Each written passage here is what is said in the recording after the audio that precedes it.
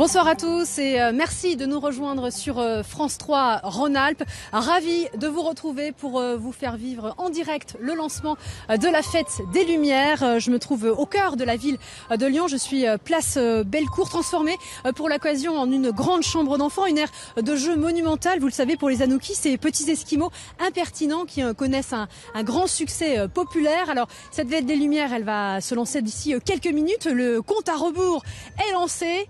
3 minutes 33 très précisément. Il y aura beaucoup de choses à découvrir tout au long de ces 4 jours de festivités, de la poésie, de la féerie, beaucoup d'œuvres lumineuses, toutes plus innovantes les unes que les autres. Évidemment, on sera là ce soir pour vous les faire découvrir. On trouvera évidemment dans un instant Julien Sauvadon depuis le parc de la Tête d'Or et puis Bérengère Bourgeot qui elle est en direct du côté de la place des Jacobins, pas très loin de moi.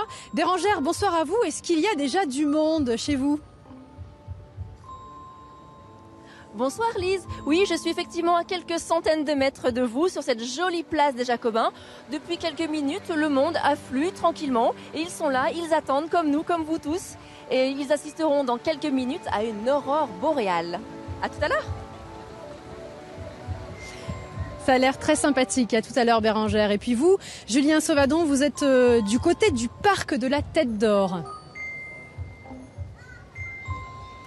Bonsoir Lise, bonsoir à tous. Eh bien oui, je me trouve au parc de la Tête d'Or dans un paysage, vous le voyez derrière moi, assez féerique. Le public commence à arriver en nombre ici. Dans quelques instants, je vous présenterai le mystérieux homme de la Tête d'Or. C'est un individu qui sort chaque soir de l'étang du parc pour illuminer les visiteurs, les éclairer sur l'avenir de notre planète.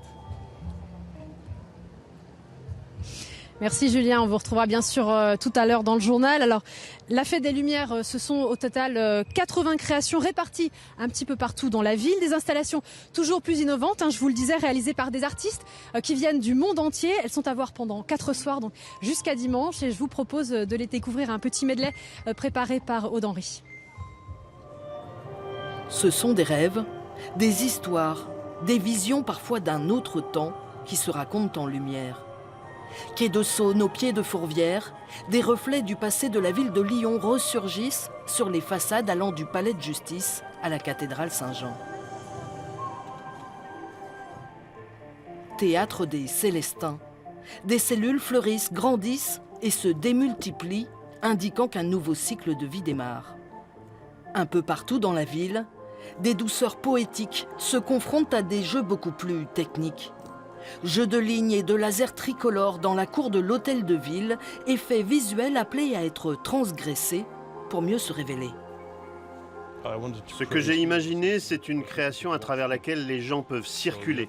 C'est une installation à plus ou moins 360 degrés et vous pouvez marcher dans la cour pour découvrir sans cesse des nouveaux effets.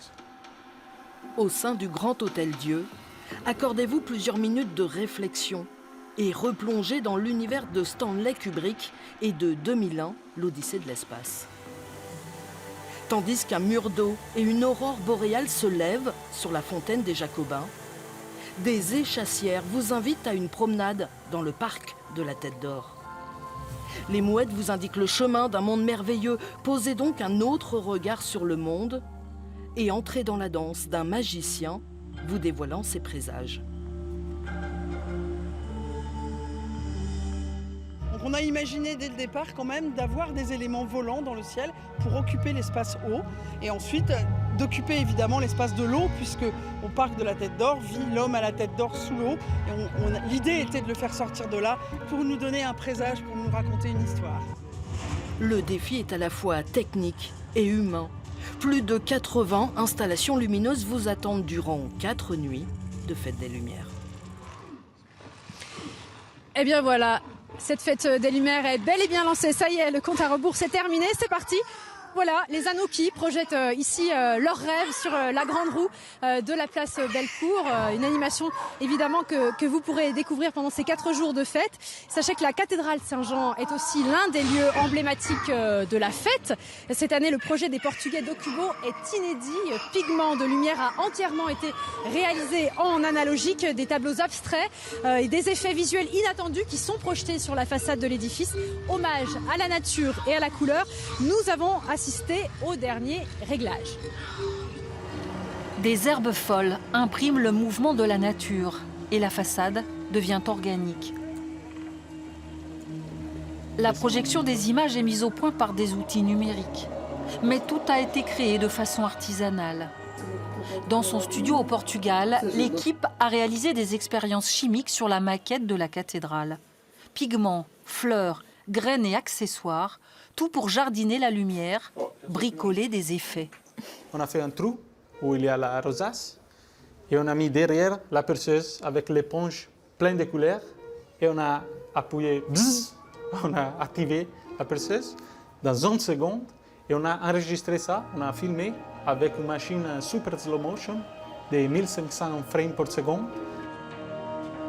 Des lasers viendront compléter la palette de couleurs. Il a fallu 3 journées pour ajuster, pointer parfaitement les rayons sur les petits miroirs fixés sur l'édifice.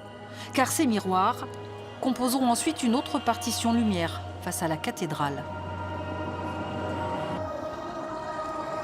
Alô, Eduardo? Les premiers essais grandeur nature enchantent le concepteur. Estou emocionado, sem lágrima, mas estou emocionado. On s'est basé vraiment sur l'idée d'exploiter la lumière. Qu'est-ce que c'est la lumière? On voit des plantes qui poussent, on voit des pigments qui tombent et chaque fois on explore une des couleurs. Et il y a une partie d'inattendu et qu'on pense qui fait partie de la magie de ce projet. Dans le tableau final, tout en douceur, Nuno Maia voit la ville en rose. Hommage aux générations de rosiéristes lyonnais.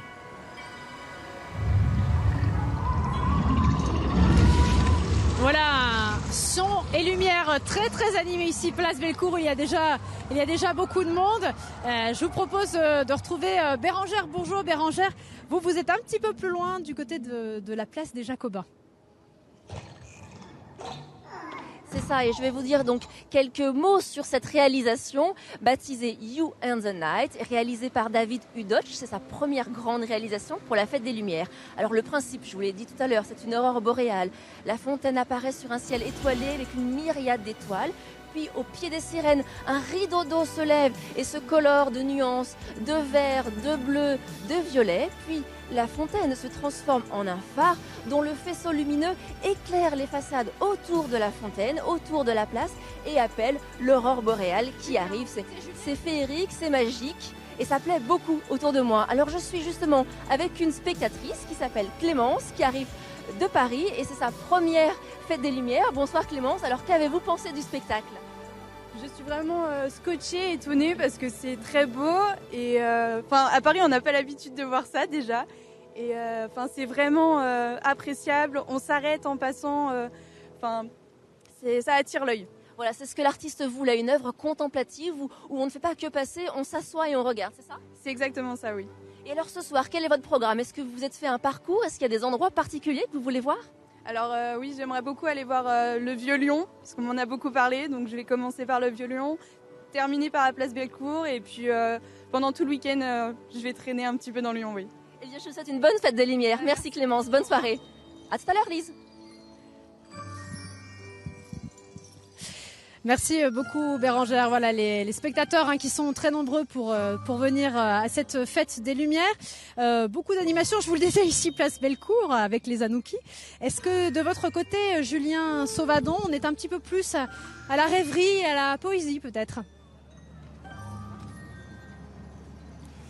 Eh bien écoutez, ici au parc de la Tête d'Or, je vais vous dire tout ce qu'on peut voir. On peut voir un écran d'eau de 18 mètres de haut, une sphère géante qui évoque notre planète, des mouettes lumineuses volées dans le ciel et aussi deux grandes dames à qui je ne résiste pas d'aller poser une petite question. Vous êtes qui, madame ? Une muse dorée. Une muse dorée. Alors vous voyez ici, c'est la rêverie, c'est la poésie. Le spectacle ici s'appelle Présage et pour en parler, nous allons retrouver l'une de ces deux créatrices. Marie-Jeanne Gauthier, bonsoir. Merci d'être avec nous. Alors expliquez-moi un petit peu, c'est quoi Présage et qui est ce mystérieux homme qui sort de l'étang ? Eh bien voilà, ici on a imaginé un monde merveilleux, fait d'or, de paillettes, fait d'oiseaux qui volent et de jolies muses. En fait c'est un monde féerique et il existe dans les eaux du lac un homme qui s'appelle l'homme à la tête d'or qui va justement surgir pour nous donner l'idée d'un présage faire attention à notre planète. Voilà, un vent va troubler ce monde merveilleux. L'homme va sortir de l'eau, va commencer une danse de feu et va agir sur cette planète, une boule de 7 mètres de diamètre, et la transformer en boule à sécher. On va nous dire attention, préservez le monde merveilleux dans lequel vous vivez. C'est un spectacle, on peut le dire, assez d'actualité. Un petit peu, oui, quand même. Il y a un clin d'œil. Et par exemple, derrière nous, c'est compliqué d'investir le parc de la Tête d'Or comme ça. C'est un espace assez grand. Oui, c'est un espace assez immense et il a fallu l'investir en regardant aussi l'espace aérien, le sol, l'eau, la terre. Et on a essayé d'utiliser tous les éléments naturels qu'on avait, notamment ces mouettes, qui occupent l'espace en haut pour que tout soit assez équilibré. Merci beaucoup Marie-Jeanne Gauthier. Alors certes, le parc de la Tête d'Or est un peu éloigné du centre-ville, mais je vous conseille vraiment de faire le voyage, ça vaut le coup. Merci. Ah oui, ça vaut le coup et ça vaut le coup. Ici aussi, place Bellecour, et c'est vrai que, vous le savez, Lyon célèbre bien sûr chaque année la Fête des Lumières, mais beaucoup ont peut-être oublié qu'elle est née du savoir-faire lyonnais en matière d'éclairage urbain. La capitale des Gaules qui a d'ailleurs été précurseur dans ce domaine, une mise en valeur de l'architecture grâce au plan lumière qui fête ses 30 ans. Et depuis quelques années, la ville s'est engagée à diminuer la consommation énergétique. On va regarder ce reportage de Sylvie Adam. La nuit, la mairie a fait le pari de ne pas éteindre la ville. 370 édifices sont aujourd'hui mis en valeur. Les bâtiments ne sont pas éclairés de manière isolée.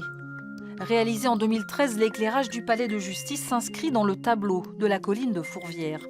Une teinte blanche, un peu chaude, pour révéler simplement la pierre. Sur le palais de justice, il faut d'abord respecter le bâtiment. Il a déjà une plastique particulière. On n'est pas là pour faire œuvre de concept particulier, mais déjà bien mettre en valeur le bâtiment qui est devant nous. Aujourd'hui, la lumière conquiert de nouveaux territoires, témoigne du dynamisme d'un quartier, de son usage. Des signatures discrètes dans la nuit, quelques lignes soulignées, rien de tape à l'œil. Le plan s'inscrit dans un paysage urbain, une histoire. En 89, le maire de Lyon, Michel Noir, et Henri Chabert à l'urbanisme mettent en œuvre le premier plan lumière. Parmi les pionniers, Alain Guillot. Son idée ? Sortir la ville de l'ombre, réveiller l'architecture. 30 ans plus tard, il se souvient. C'est une belle aventure qui a permis à Lyon de se transformer, de bouger, de changer de stature. Les gens ne voyaient pas la ville comme ça. Il y a un côté pédagogique extraordinaire qui consiste à nos enfants, à nos concitoyens de dire « Regarde comme c'est beau ». Qui a construit cela ? La lumière devient complice du cadre de vie. Le savoir-faire à la lyonnaise donne naissance à un nouveau métier, éclairagiste. Puis, les technologies de plus en plus complexes mènent les professionnels sur de nouveaux chemins artistiques. Dès 2004, le second plan s'appuie sur le mouvement, la vie. Surtout, il prend en compte le développement durable. Aujourd'hui, la ville s'est engagée à diviser par 4 sa consommation d'énergie. Je rappelle que depuis 2001, on a fait plus de 33% d'économie d'énergie sur nos consommations d'énergie, alors qu'on prend tous les ans 1000 points lumineux supplémentaires. Lyon est l'une des rares villes en France où le service de l'éclairage urbain gère, conçoit les illuminations pérennes. La lumière signe désormais l'identité nocturne de la ville.